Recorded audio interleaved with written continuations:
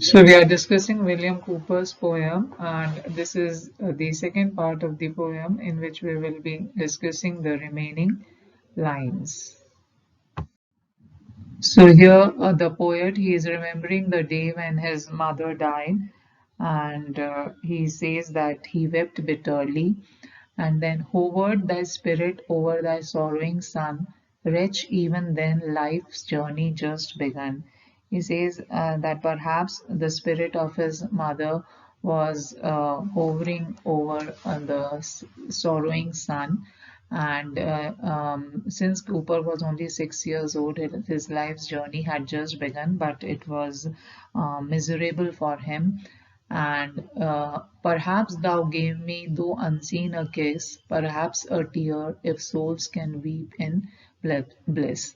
So uh, um, perhaps it appeared, Cooper felt that his mother had given him a kiss, and perhaps his mother had also cried with him.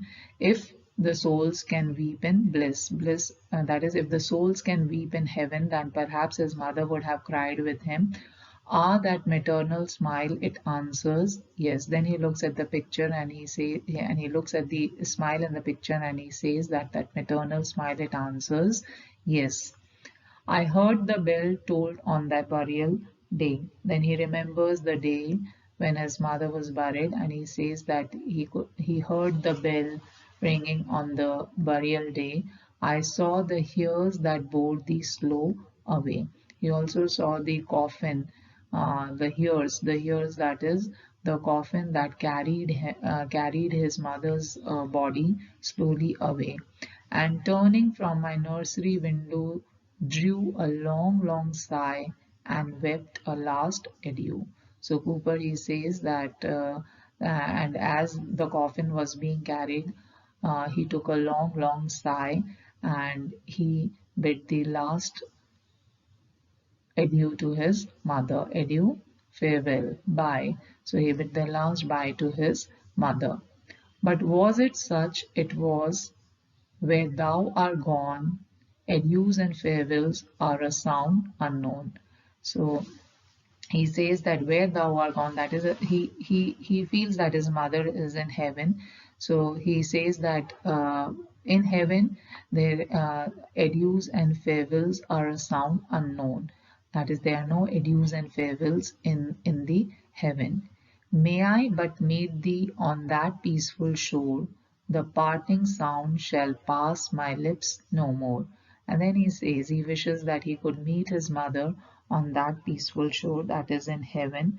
And when he meets his mother there, he would never part with his mother. The parting sound shall pass my lips no more, then there would be no parting. Thy maidens grieved themselves at my concern, oft gave me promise of a quick return. Then he remembers how he was comforted by the maid servants with the promise that his mother would return soon. What ardently wished I long believed, and disappointed still was still deceived. So what ardently I wished, that is what he desperately wished, he long believed. He believed this promise that his mother would return, the promise that his maid servants would give him, that his mother would return. So he believed in that promise, and disappointed still was still deceived. But every day he was disappointed, his mother would not return, and so he was disappointed and he felt deceived, he felt cheated. By disappointment, every day beguiled, every day he was disappointed, and every day he felt cheated. Dupe of tomorrow, even from a child. Dupe means victim. So victim of tomorrow, even from a child. Thus many a sad tomorrow came and went, till all my stock of infant sorrow spent. So he used to wait for his mother, and but every day he would be disappointed, and gradually he realized that she would not return. So I learned at last submission to my Lord. So at last he learned to surrender to his Lord, to his destiny. Lord here means luck, destiny. I learned at last submission to my Lord, but though I less deplored thee, never forgot. So he says that now though he started grieving less over his death, but he could never forget his mother. Where once we dwelt, our name is heard no more. Then he recollects his old house, where he used to live with his mother, where he used to live under the care of his mother. And he says that where once we dwelt, our name is heard no more. Children not thine have trod my nursery floor, and where the gardener Robin day by day drew me to school along the public way, delighted with my bauble coach, and wrapped in scarlet mantle warm and velvet cap, it's now become a history little known. So he recollects his old house and he remembers how his gardener Robin used to take him to school in a bright, ornamentally decorated coach, and he also remembers his dress, the dress that he used to wear, and the cap. And he says that all has become a history now. Little is known that once we called the pastoral house our own, it has all become a history. Short-lived possession, but the record fair. Although it was a short-lived possession, but the memory of those days is fair. That memory keeps of all thy kindness there, still outlives many a storm that has effaced a thousand other themes less deeply traced. So, although the possession is no more, but the memory is there, and the memory keeps all the kindness. He remembers all the kindness, and the memory has been able to outlive many a storm.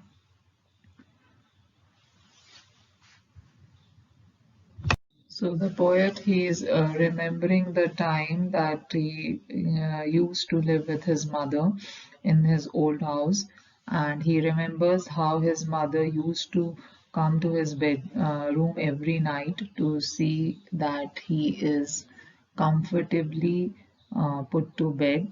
So he says, thy nightly visits to my chamber made, that thou might know me safe and warmly laid.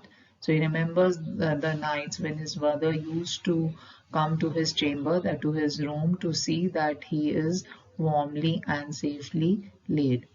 Thy morning bounties ere I left my home.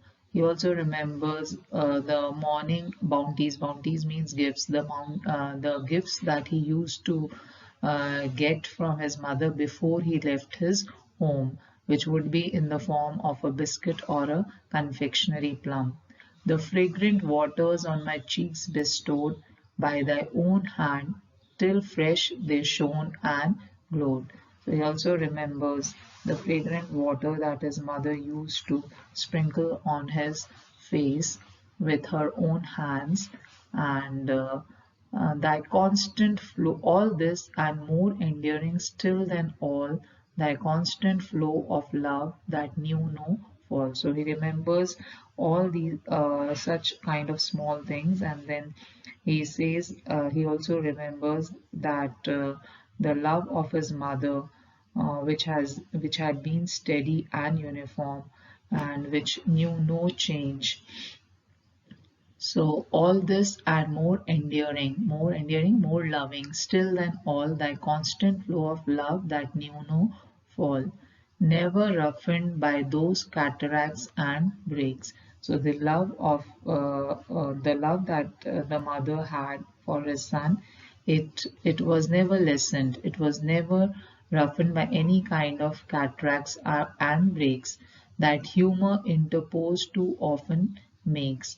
All this is still legible in memory's page. So Cooper, he is able to remember all this still. He treasures the memory of the love to and he will treasure the memory of this love to the last days of his life.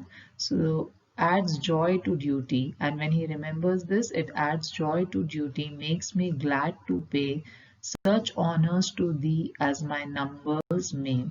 So he says that it is a joy um, for him to write a poem on his mother. Numbers here stands for poems.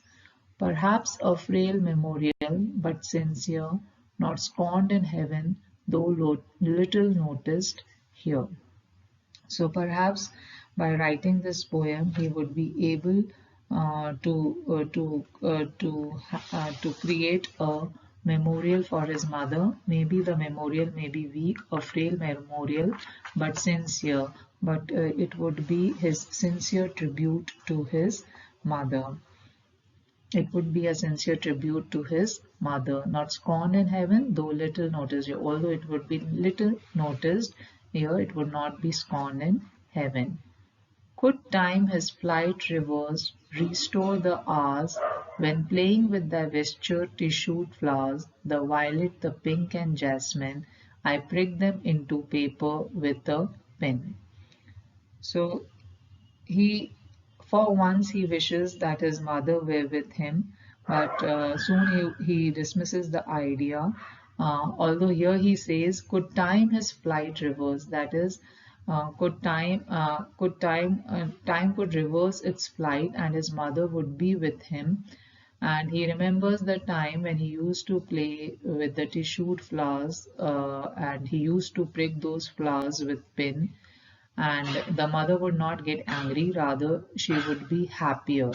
And thou was happier than myself at the while. That is, the mother would be more happy and would softly speak and stroke my head and smile.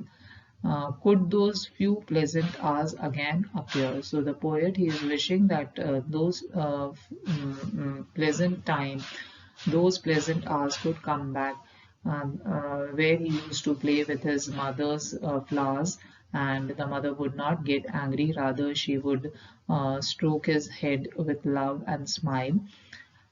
I would not trust my heart, the dear delight seems so to be desired, perhaps I might, but no, what here we call our life is such, so little to be loved, and thou so much, that I should ill requite thee to constrain thy unbound spirit into bonds again.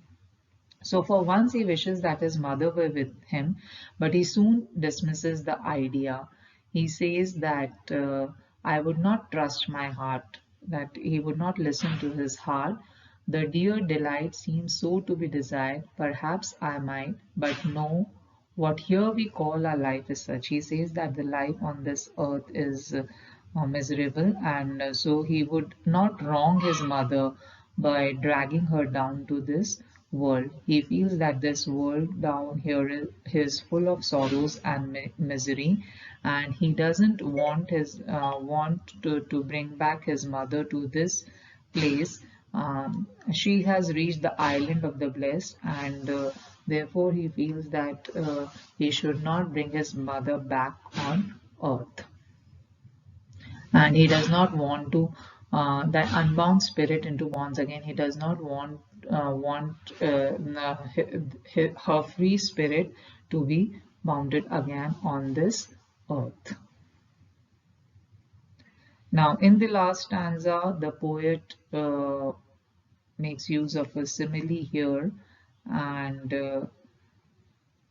he compares the journey of his mother to a gallant bark, that is a brave ship. So he says, "Thou as a gallant bark from Albion's coast, the storms all weathered and the ocean crossed, shoots into port at some well-heavened isle, where spices breathe and brighter seasons smile. There sits quiescent on the floods that show her beauteous form reflected clear below." So here um Cooper, he compares his mother to a gallant bark, that is to a brave ship that has the brave ship that has reached to the shore, thou as a gallant bark from Albion's coast. The ship, this brave ship, has faced all the storms all weathered, and the ocean crossed, and has crossed all the oceans, and now it has reached the shore, it has reached the port, shoots into port at some well-heavened isle, and there it sits quietly, it sits calmly and quiescent. Quiescent means calmly on the floods, and a beautiful shape of the beautiful shape of the ship is reflected in the clear water below. So similarly, his mother, she has uh, she has faced all the storms, and she has reached heaven, and so he doesn't want to bring back his mother to on this earth. While as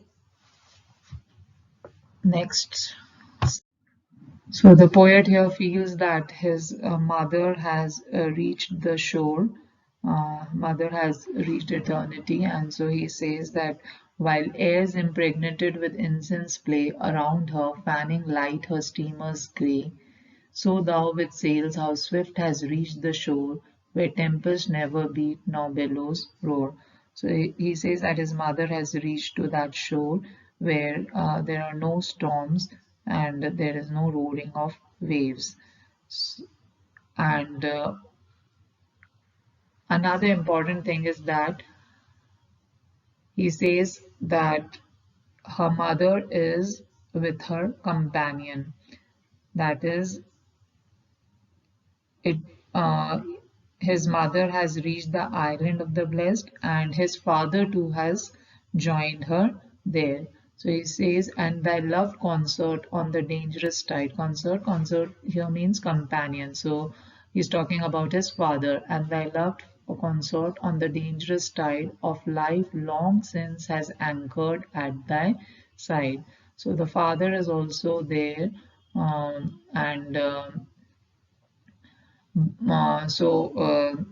the poet, he's happy. He feels proud that his parents are now in the heaven, but me scarce hoping to attain that rest.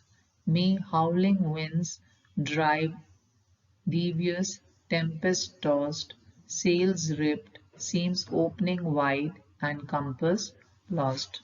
But then he says that he talks about himself, and he says that he is too far from that rest. He is reminded of his own condition, and he finds it to be not so happy and fortunate as that of his parents. He feels that his life is full of griefs and sufferings, and that is why he says that his sails are ripped, and his compass is lost. That is, his direction is lost. And day by day, some current's thwarting force sets me more distant from a prosperous course. So he feels that his life is rough, and he is far away from that prosperous course.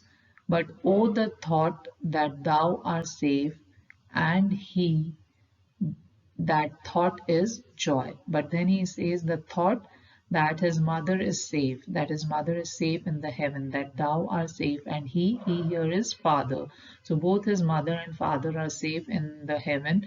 That thought is joy for him, and he is ready to face anything, because at least he has this thought that his parents are safe. My boast is not that I deduce my birth from loins enthroned and rulers of the earth.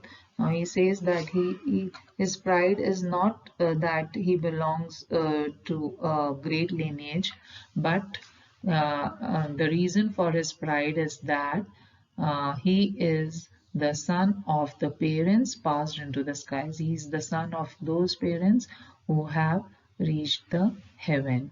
So he feels pride in this thing, that he is the son of the parents passed into the skies. And now farewell, time unrevoked has run his wonted course. Yet what I wished is done. By contemplation's help, not sought in vain, I seem to have lived my childhood over again. And now he says that time has run its course, and what the poet has had wished has been done. That is, he says that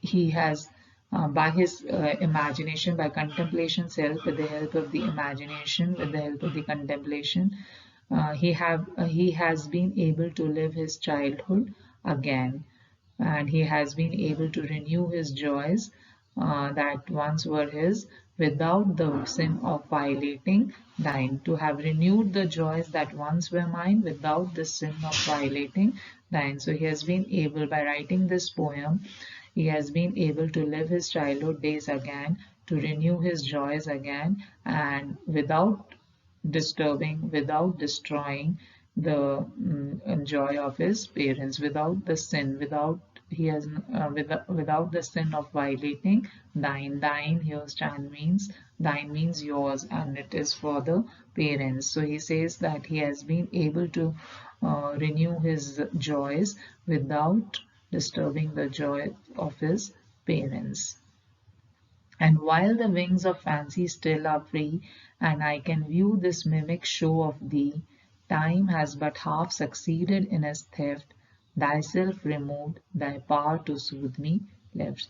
So these are very important lines, and here the poet, he says that with the wings of fancy, that is with his imagination, he can view the mimic show of time. Time has only half succeeded because time has been able to take away his mother from him, but the power to comfort him is still left. He says that though his mother is dead, her power to soothe and comfort him is still there, and time cannot take that away. The sweet memory will always continue to be with him and will always cheer him up in times of sorrows and need. So he says that time is not fully successful because it has taken you away, but it could not take away the power to soothe the poet. So that is still with the poet. So we can see that the poem, it is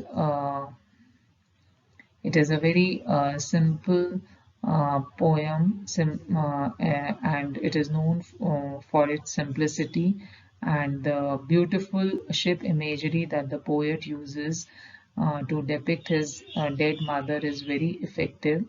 And there is a personal note of sadness in the poem, and the poet, he spares no opportunity to harp on his own sorrowful and miserable life, and the use of the heroic couplet and the occasional return to the poetic diction of the classical school make him stand close to Pope. On the other hand, there is the simplicity in the poem which brings it closer to Wordsworth.